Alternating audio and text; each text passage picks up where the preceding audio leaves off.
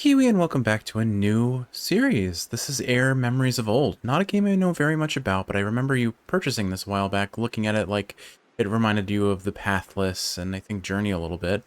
And so I figured I'd play this. Now, if you can't tell by the audio quality, assuming I have edited this well enough that it's not noticeable, I am still recording from a hotel, so bear with me if the audio quality isn't quite what I would like it to be. But I've got another hour to kill before I have to go pick you up, and it goes quiet zone in the hotel, so I figured I'd do some recording. Ark, listen, I know you are eager to explore, but the pilgrimage is important to the people of the sky. As you know, in the early days before the Great Divide, the lands were very different from now. Instead of islands in the sky, the lands were one, and the ancients inhabited the world. They built great structures, among them 3 temples here in the land of gods. Your journey will lead you to all 3 of them. But something changed. The ancients somehow caused the Great Divide, shattered the lands, and left us with islands in the sky. The priestess Kara prayed by the lighthouse and found answers that helped our people survive the great cataclysm. Pardon me. The first stop for every pilgrim is to visit Kara's shrine. So go on in, Orc. I will wait for you outside. I don't actually know whose voice that is. I'm just gonna assume it's some weird man. But I know our main character is decidedly female and sort of air nomad looking. I feel like this is a very good time to ramble about Avatar: The Last Airbender given our fondness for it. I remember us watching it together fairly early on in our relationship. I think it was the summer visit to your house. I was staying in a cot at the time in your bedroom. You had your fancy bed with bookshelves built into it because of course you have bookshelves built into your bed at home.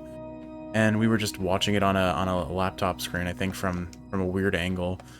Certainly nostalgic. It looks like right now we're just kind of mechanically just doing basic platforming. Oh, I found a map, I think. Or actually, yeah, it must be a map because it has the the compass directions on it. All right, let's see what we've got here. The memory of light in our heart, shining with the name Kara. Our lantern guided and protected us when the world shattered and we became the people of the sky. I'm just gonna make that our, I assume our main character's name is Auk. I'll just make that her voice for now. Didn't actually know if I was gonna be voice acting for this or not, but it seems like there is dialogue, so there needs to be some sort of voice for this. Diverging path? No, I think that's where we came from. So I don't really know very much at all about this game aside from Bird, and you will understand why I say Bird soon enough. I don't even know if you'll remember this, because I think you bought this quite a while ago. But I'm excited to see what this is about, and I figure what I will ramble about is primarily Avatar: The Last Airbender, and then I'm gonna do like a opinions on superpowers sort of thing, I think. And enter the Hall of Memory where sleeps the light of Kara. It never went out while she was alive. Ask and maybe it will shine forth to answer you. Righty. So, I mean, what is there to say about Avatar: The Last Airbender? I mean, just so many good things. It is a show that I honestly should show to my parents at some point. I feel like they wouldn't get into it, but it's probably the closest I'll ever have to connecting to them over a series, you know? They just, I don't know, I'm not going to ramble about that too much. I guess Aang is definitely a character that I very deeply resonate with. Bright and upbeat, but carrying a lot of weight on his shoulders, and tries to be understanding and sympathetic, and it's funny. So the reason why I think Avatar: The Last Airbender is fresh in my head, aside from what we're watching right now, is you are currently at your friend's bachelor's party, and we met a group of people who were at that. And for some reason, they just started watching Avatar: The Last Airbender on the couch in the middle of the night over pizza for dinner, and it was funny that of all the things I expected you to be doing during a bachelor's party, it was not watch Avatar: The Last Airbender, I must say. Not complaining though, it's a great show, and it was certainly nostalgic to watch it for what, like the 5th time now. Okay, so pressing X activates our lantern. Looks like we see ghosts of people past, perhaps? I mean, we should probably not be super interested in this one. It looks like this entire cavern is just coming down around us, so perhaps we make our way out. I'm going to assume this direction is the way out since it's the only thing that has visible light to it.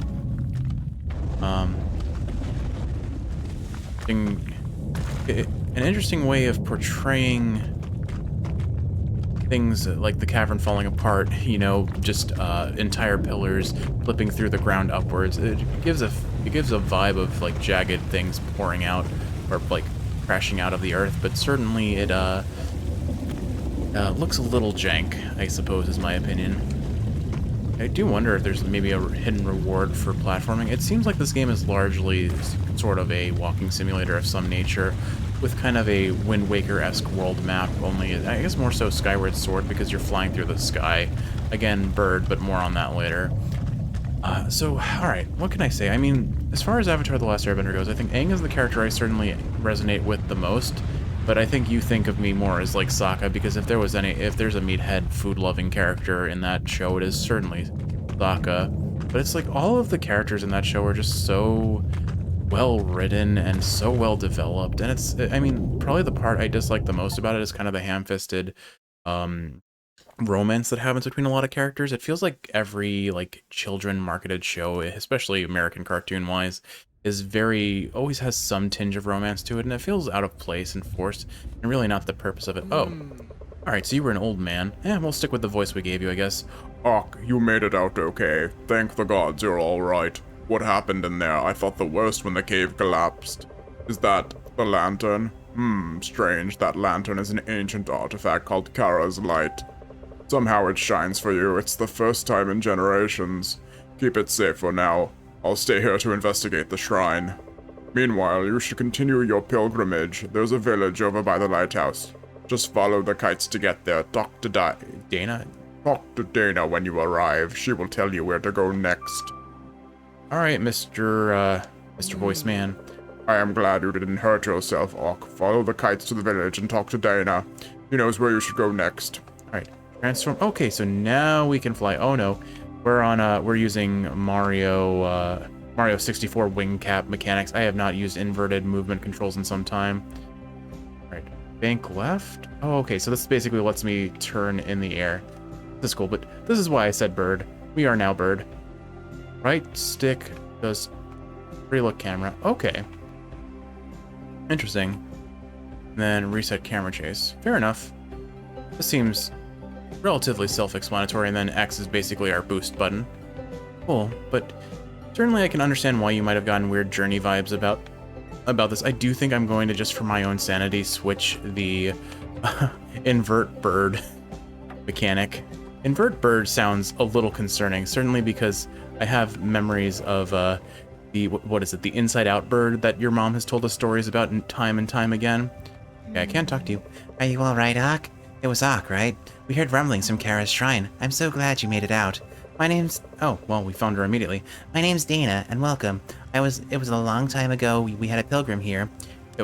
It was a long time ago when we had a pilgrim here. Your mentor, Medvin, was actually the last one before you, so I guess that's our fancy voice fellow from before at the cave. My parents helped him back then. Now I, John, and our daughter, Erin, will help you. If you ever feel lost, just return here and talk to us. We are here to guide you after all. Every pilgrim's journey requires a visit to the 3 temples in the lands of gods. Kara sealed them a long time ago, right after the Great Divide. There's a sigil in the ground close to each temple. That's where we gather to pay respects to the spirits, and so you too should go there. Sacred words are revealed to those who approach with an open mind. The Eventide Sanctuary is closest, and you will find it northwest of here. Alright, who are you? Ak. Let's see if I can make this slightly different. Ak, that's your name, right? What happened? Did you see any ghosts or spirit animals, treasures, secrets? I want to explore too. It's so unfair that I am stuck on this island. Sometimes I go on adventures with my parents. But it's still adventures. We once went to a super awesome place. It's up north and it's kind of snowy. With this huge statue, it's kind of broken, but it's still cool. And my name is Aaron, so you know. I don't know. Read that kind of off. Alright, so basically, we've got our compass up on the top. Oh, hello, sir. Hello, Orc. Hello, Orc, and welcome. What was that noise we heard? What? You made it out okay? I'm John, by the way. Dana and I take care of the lighthouse here on the island. We make sure that nothing weird happens in the lands of gods. Not an easy job considering all the strange old ruins and wonders here. I haven't had much time to visit them since Erin was born, but I don't mind. I think she longs for adventure, which makes her father proud. If you have the time, I would recommend you go to Windsong Falls. When the world was whole, a water spirit combs her hair at the stream there. Beautiful hair at that. The wind sang to her to make her hair flow down until it mixed with the clouds. Thus the rainbow was born. Not that I've ever seen one there myself, but it's a nice story. Anyway, you can find the place just north of here. Continue beyond the clouds. Alright, we've been given our direction, but I guess we have this nice little lighthouse village to hang out with in the meantime. Okay. It's like, yes, I no longer have my flight controls inverted, but also now I'm kind of disoriented in having gotten used to that previous mechanic. That's just going to be the nature of things for now. Alright, I'm going to assume it's something over this way. So basically, the idea I have here is we are a pilgrim exploring a land torn asunder for whatever reason we don't really know, but that's kind of the point of the game. It's to find the history of this world, and we can fly as a bird through clouds and through temples, and basically we're going to be exploring 3 temples to kind of get the history of these lands and build the world up a little bit. Now there are kind of sky islands all over the place. Oh no, oh no, no, no, no, no, no, no, don't do that, don't do that. Okay. I wonder what happens if we do go straight down. Do we eventually go through the clouds and just find a new place? I was apparently moving extremely fast.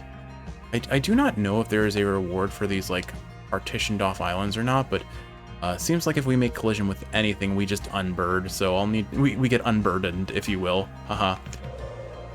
Oh, okay, there we go. But looks like we do have some sort of collectible over here, I think. Can I use the lantern? Let's see. Stop saying such things to me. You're scaring me. Oh wait, I should read this first. I heard the elders speaking of the lands breaking apart. Apparently it's been happening everywhere. Stop saying such things. You're scaring me. Okay, there we go. That in time makes more sense. So yeah, our job is basically to piece together the world's history of sorts. I don't know if those little interactions necessarily give us a full picture or like are like collectibles or not. Oh no, don't unbird. Oops. Well, I guess we can do some skydiving. I suspect these big pillars of light probably indicate places we are meant to go versus little world-building things. So certainly I could go completionist on this, but I'm just here for an interesting time. So let's see what this brings to us first. Let's see. Sort of pressure pad, I believe, or nope. No. Doesn't seem like I can directly interact with this. I maybe fall on it and that'll do something, because it has a pressure pad kind of vibe to it. No, nothing obvious. It might have just given us big ups for our bird. Whatever, I'll try over here and see if this light has anything different. I appreciate the music, it's kind of pleasant. That looks like a bust of a knight. That looks like a armored knight's head kind of bust sort of thing. Oh no. Well, it's a good thing we don't take fall damage. There must be... Oh, you know what? I probably had to activate the lantern. I'm silly. That's the obvious thing to do here. Okay, there we go. What do we get from this? Let's see. Some sort of sun symbol. What do you ghosty folk have to say? You're just... Okay, it looks like you're praying, but nothing to say. Oh, okay. Praying, but not saying. Fair enough. Are you praying to the fish gods? Is this a fish or is it a wall? It looks like a fish. Okay. So maybe do I fly with this through the string? Do I interact with it at all? Not sure. The flying controls are gonna take a little bit of getting used to, I suppose, but can I... No, it doesn't look like I can interact with it, but since we figured out how to do these things, let's go back to that other Litten area, and I'll ramble a bit more about Avatar: The Last Airbender. So, let's see. I guess... I've mentioned that certainly I identify with Aang, the idea of just kind of like... I like the hero's journey formula, let's be honest. I'm a simple creature when it comes to storytelling. I like the tropes that work, I suppose. And, alright, this one's maybe like a wind symbol, maybe? Oh no, it's a moon. It's a silly me, it's a moon.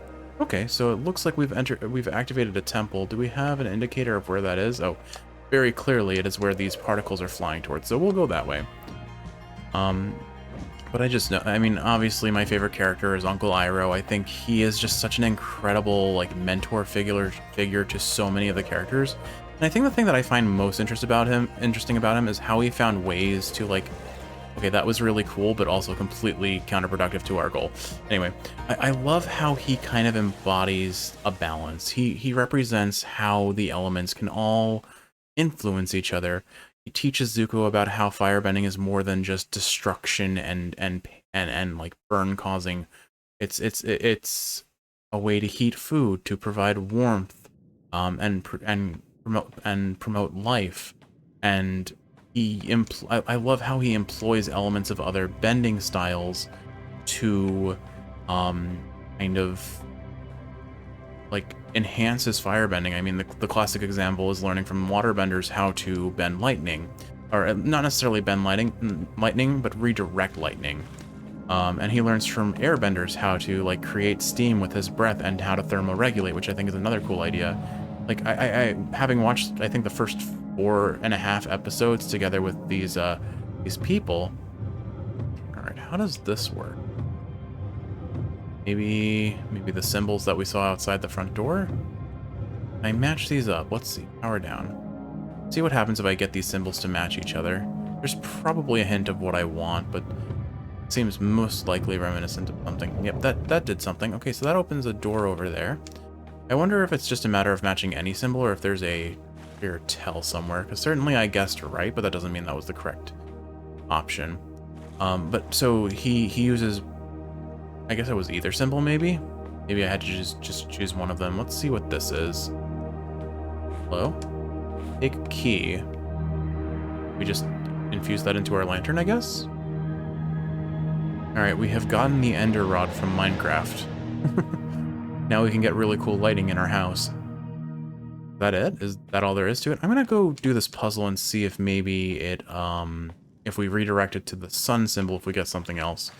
But so yeah, Iroh uses his breathing, and oh right, that's what I was going to say. So they emphasized how breathing technique, like a lot of the fundamentals of firebending depend on good stance and breathing technique, and I appreciate that in the very first episode where we meet Zuko, you can audibly hear him breathing as he prepares to fight. And I think that's a subtle detail that probably goes missed by a lot of people, but it's worth recognizing. Hello there, fox spirit of some sort. Oh. Hello, little wanderer. You took your time. Were you perhaps led astray, or just followed by the slow one? I think his name is Medvin. Slow as few shifters What? Slow as few shifters I have met, but sharp, intelligent. Do you know what it is you found? You hold both light and key to lead you into twilight, both dusk and dawn, I believe. Southwest of here is a temple, the silhouette of the setting sun. You will find more answers there. Now go. Or go now, bird faster than Medvin. That is quite the title. That is our character, Ak, the bird faster than Medvin. Secrets await you in the deep. Seek counsel from the ones who slumber. That voice is not great for my throat, so I'm hopefully not going to run into that fox spirit too often, or I'll have to change the voice. Very tickly. Anyway, I'm trying to think what else there is. So, did we... I forget if Iroh really demonstrated how like earthbending influenced firebending, but I'm sure if like you read into it and look at the subtle motions, you could probably find something. I don't actually know where I'm supposed to go from here. We've introduced ourselves to a map, but it doesn't give us any obvious waypoints of where to go next. But, I mean, this is open world, it's kind of exploration. We have several temples to explore, so I presume if I go to one, we'll find something new to do. Certainly, the world is ours to explore. Oh, hey, look, it's a little chameleon-shaped cloud. Anything here? Let's see. Do you see some particles over here? Do you have anything to tell us? The Great Lakes are the domain of the water spirit, the spirit fish of the land of gods. I don't know why in the earlier portion of this episode I just kept saying lands of gods. It's never been plural, it will never be plural, it's a single land of the gods. But it's fine. It is absolutely fine. I like this flying music, it's very soothing. I'm trying to think, so what is there? Yeah, Iroh, obviously, I mean, unambiguously, just a phenomenally interesting character, and his supportive role for multiple characters, Aang, Zuko, Toph, he's had roles taking a guiding position for so many of them. All right, what have we got here? Not all spirits persist forever. Praise to the cinnamon-fingered. What? Praise to the cinnamon-fingered, the dancer of the southern trees. Nevermore will she play beneath their shade. She fell into the darkness, never to laugh again with us. From star to star the skips. Wait, from star to star. Ugh, my goodness. From star to star she skips, following the gods into eternity. Praise to the dance, ended and begun. Also sing of the voice of the grasslands, the sun roarer, the wind caller. Never again will he race through the reeds of the lake, stirring up the swans, or hunt the horses of the wild. He now prowls the dark between dream and wake, sing of his voice unforgotten until the stars fade into morning light. Okay, I guess those are just some of the, like, canonical gods of this world. I mean, it is the land of the gods, so I assume... Alright, they definitely got some inspiration from Skyward Sword if we have a mechanic where we can fly through a rock that boosts our speed.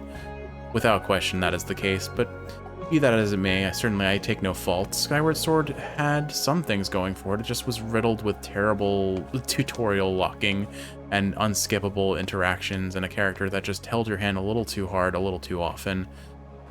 Certainly I appreciate that they learned from their mistakes and improved it on the remake. It's time to face facts. The God King is here to stay. It's better to bend a knee than to lose a head. That is a fair position to take, I suppose. But I do wonder, like, if we will get what our full picture of this world will be and how much of the information we will get. We could obviously go to where I saw a light beam over there, but why don't we take a peek over here first? I think the world is probably not that big. I've heard this game is on average about 3 to 4 hours, depending on how completion-y you are about it. And there isn't a whole lot to explore and discover, but it doesn't hurt to try and peek around and see if we can find something of interest, you know? Anyway, I mean, Toph is such a cool character too. Like, if ever there were a character to, like, at least in my humble, undisabled opinion, I mean, I have my back as a disability, but I don't have, like, an entire sense blocked off to me. But I think, like, as a representation of how cool someone who suffers from blindness can be, like Avatar did a cool thing of trying to represent people with disabilities and make them seem powerful and independent and not defined by their limitations. And I mean, Toph is one of the best examples of that. Hello, bunny friend. Are you a friend, actually? Can you talk? No? Okay. You never know what's going to talk in this game. I mean, mostly it's been humans, but we're all apparently shapeshifters, so maybe that bunny was a person. It doesn't seem like I'm going to be finding much here, but there is a little history, a little lore tablet over here, so let's take a peek at what this says. In the belly of the beast, find the bones? Oh, okay. Didn't realize this was a giant bones, but okay. Once when the gods were still awake, some animals gathered here to talk. A hare said the grass is not as green as it was. A bear said the honey does not flow as it used to.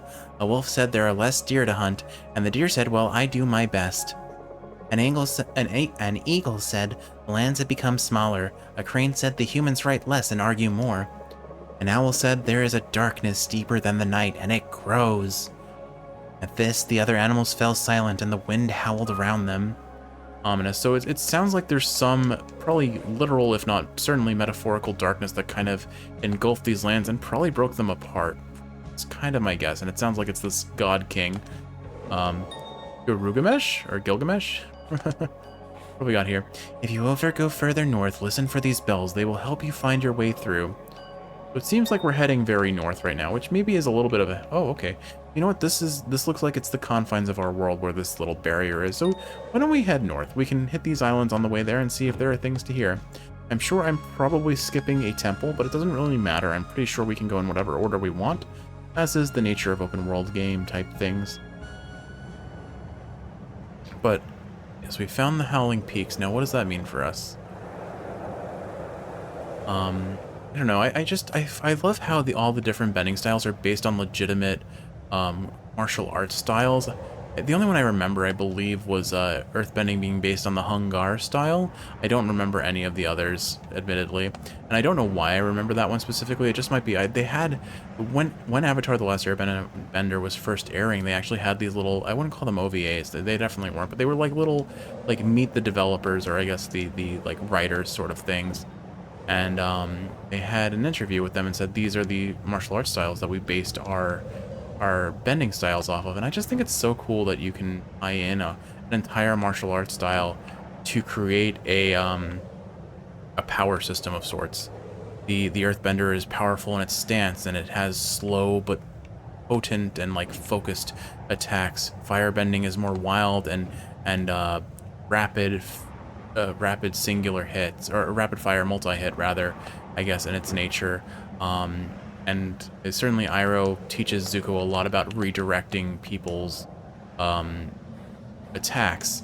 water bending is going with the flow, or actually, I guess I would almost argue that airbending is more reactionary and going with the flow, and kind of just airbenders are definitely evasion tanks if I had to like describe them as something. Where are these bells? I need to find the bells because those will guide me my way. Granted, I don't think it's very hard to guess where we're going, given I can just look at the map and follow the air curtains. So let's travel this way. Is this this doesn't look like anything I can read. Okay. And then, I mean, just the plot as a whole, following Aang's journey of just kind of discovering a world that I wouldn't say forgot him, but it's kind of that vibe, isn't it? Because Discovered Roof of the World, that's a cool title for a place. This looks like a little puzzle area. Let's go see what this is. How do I interact with you? Lantern, I presume? There are birds here. Can I do anything with your birds? Not obviously. You don't seem to be pointing me anyway. Do the birds have any distinct characteristics that make them different from each other? You're the only one who turns to your side, so what if I interpret this bird as being special? Probably not. I don't think that's how this works. Maybe they're just maybe it's just a little birdhouse and I'm mistaken. Certainly we're seeing those bells though, so I'm heading the right way. But, I don't know, trying to think what else I want to say on this, but there's so much to say about Avatar. And I will say, for what it's worth, like, my first experience with Korra wasn't positive, but it's grown on me. I realize you've traveled far, but there is no path up there anymore. The ground has fallen to the depths. Those of us still here are leaving in a fortnight. That means 2 weeks, I'm pretty sure, Kiwi. I once learned what a fortnight was, and it wasn't a weird, first-person shooter battle royale type game. I've never actually played Fortnite before, but maybe one day. But definitely nothing in the immediate future. It just doesn't look like my cup of tea. It's probably the closest to being enticing in the way that Team Fortress 2 was, but even then, I'm not like actively interested in playing it at this stage in my life. Anyway, so focusing back on Avatar, I guess all I want to say is, certainly if you've never seen Avatar: The Last Airbender, it definitely has its kiddie moments, like the very, like, this is a cartoon made for children, but it is a surprisingly adult cartoon. Like, they skirt around the concept of death, but it's very clearly there. I have not seen the live action, but I'm definitely interested in watching it at some point or another. But I don't know. Anyway, not a lot is happening in this episode, and I acknowledge that. It's kind of just an open world exploration game, and I'm just enjoying the world while reminiscing about random things. That said, I hope you're enjoying it, and certainly if nothing else, this is a good episode to fall asleep to, I think. But I do think we are coming up on time, so I do think I'm going to do my sign-off here, and then we'll begin another episode, and then I'll have recorded 2 episodes before the hotel says I have to be quiet because I'm a loud boy. So with all that said, Kiwi, I hope you've enjoyed watching, and if you're awake, I hope this is helping you fall asleep. If you're sleeping, I hope you're sleeping well. I love you, and there will be more bird in the next episode. Until then, sleep well, dear.